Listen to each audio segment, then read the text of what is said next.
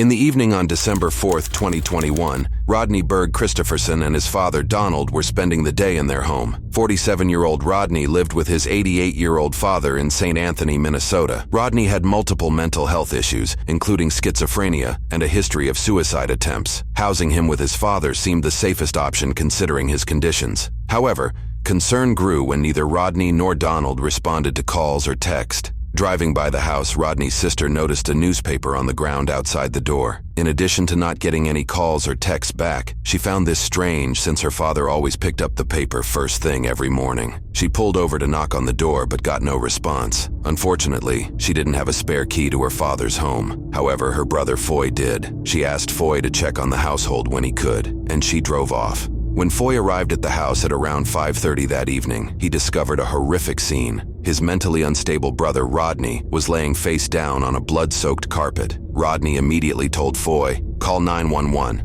I'm dying." Presumably, when Foy walked towards their elderly father's room to check on him, Rodney said, "Don't go in there. Dad's dead." Foy then called 911. 173615. Hennepin 911, what is the address of your emergency? Anoka with a transfer in St. Anthony. Thank you. Hi, caller. Can you verify that address again for me, please? Play the address again, Rodney. In this moment, Foy asks his brother Rodney, who is laying on the floor, to recall the home address. Rodney recalls the address correctly, and Foy confirms that information to the 911 operator. And what's going on there? I came to do a wellness check on my father and my brother who live together. My brother reports that my father is deceased, and my brother says he is dying and has perhaps... Okay, where is your dad at? He is in his bed. Okay, have you been in there? Is he breathing and conscious yet? My brother says he's dead. Don't look. Okay, sir, can you go in there and check for me so I know what we're sending for? He's deceased, and he's been... Okay, sir. Have you been in the bedroom like I asked you to? Yes. I looked at him and I touched him. He's deceased, and he's been beaten on the head. Can you answer that for me, please? I'm he checking. breathing? I'm checking. No, he is cold. Okay, and what is your name? I am Foy Christopherson. Okay, I need to transfer you over for pre-arrival instructions with the ambulance company. Yeah, I'm going to step outside here a minute. My brother has... All right, was he expected to... I don't need to know about your brother right now. Was your dad expected to pass away? No, I suspect my brother beat him. Okay, let me transfer you over for pre-arrival instructions, okay? The 911 operator keeps Foy on the line while she contacts the proper officials, as this case appears to be a homicide based off Foy's information. I had been with a caller on the line for St. Anthony. Well, he did say that he thinks his brother may have beat him to death, so we're going to send you to the area. Okay. Police rush to the scene and meet Foy outside the front door. What's going on? Did a wellness check. My brother's laying on the floor in the kitchen, saying if he moves, he's going to die. I think my dad is deceased. In bed. What's going on? Holy cow. The scene contains blood splattering along the floor and throughout the back hallway of the home. Rodney is seen laying face down on a carpeted floor in the middle of the house. Court documents share that some of the blood on his shirt has dried, indicating Rodney has been laying there for quite some time, possibly several hours. Are you breathing? Yeah, if you move, there's a hole in my heart. There's a hole in your heart? What did you use? A knife. A knife? Where's the knife? Hours ago, it's clogged over, but if I take pressure off my heart, I'll be dead. Okay. Did you stab your dad? I stabbed myself. You stabbed yourself. What happened to Dad? I'm not sure what happened. A powerful spell took me. Remember that? 6911, we're code 4 for medics. Make sure medics are coming code 3, please. Where's the other guy? On the floor. It's right here. Don't move him. He said he stabbed himself in the heart, and he thinks it So can you just stand it clotted, and he doesn't want to move because Jim, What's that? He's deceased in there. Okay. I have very little strength. Okay, don't move. Don't move. We got medics right here. Come on in. Well, what's your name, sir? Rod. Rod? Okay. So Rod stabbed himself in the chest. He's got a hole in his chest. He doesn't want to move because he said it's clotted. It's right on my heart, so. What's that? It's right on my heart. So You stabbed yourself right in the heart. keep pressure. Okay, so he's got pressure on his heart, and he doesn't want to move because if he does, it's going to start bleeding out. We got another one in the bedroom. Okay, and there's one in the bedroom. I think he's deceased. You want to take a look in the room? Yep. And just see if you want to attempt anything or just not disturb it? The officer then enters Donald's bedroom to observe the body. He shines his flashlight on the father's face, and it is clear the man is deceased. Court documents share that Donald had visible trauma to the head, blood on his face and torso, an apparent stab wound near his ribs, and an indentation near his left temple. There was also a wooden cutting board that was placed under his head. Autopsy would later reveal that he also had blunt and sharp force injuries on his left wrist as well. Could you get us on the list for crime lab, please? Death investigation. No, no. Okay. He's deceased for sure. There's a board underneath his head. He's got stabbed in the chest? He stabbed himself in the chest, he Did you said. mention anything about where the weapon might be? No, but I think it might be that ice pick on the corner. Is there any blood or anything on there? Nothing on it. Do you know where the knife went? It's in your chest right now? There is blood on here, by the way. Some. Okay, Yeah, you don't have any weapons on you anymore? You don't know knives under here or anything? The officer begins looking for what could have been used to hurt not just Rodney, but whatever may have been used against his father. He has to be careful as to not disturb the crime scene too much. He will wait until the paramedics have cleared Rodney out of the scene to do a deeper sweep. I gotta make some phone calls. Yep, I'll take care of the crime lab. Hey man, what's your name? Rod Jerome. Sam's the other paramedic. 97%, 125. As paramedics work on Rodney, the officer takes photos of the scene with his phone. Seeing as this is going to be treated as a homicide case, this officer is likely trying to collect evidence without disturbing the medical process. Oh my gosh. Yeah. You haven't moved when he's putting pressure on it. All right. We gotta put that on as quickly as possible. Okay. Hey, do you know where you got stabbed? Rod. Yeah, I did it. It's on my left side of my chest in the front. Left side of your chest in the front. Okay. You did it? He said he stabbed himself, yeah. All right. Okay. Hey, sir. What do you need? Want to roll him this way. Okay. I got it in mind. The blood's coming out. All right, sir, get on your knees here. We're gonna roll. 1, 2, 3, roll them. Did you Sorry. on the corner of the wall? All right. No.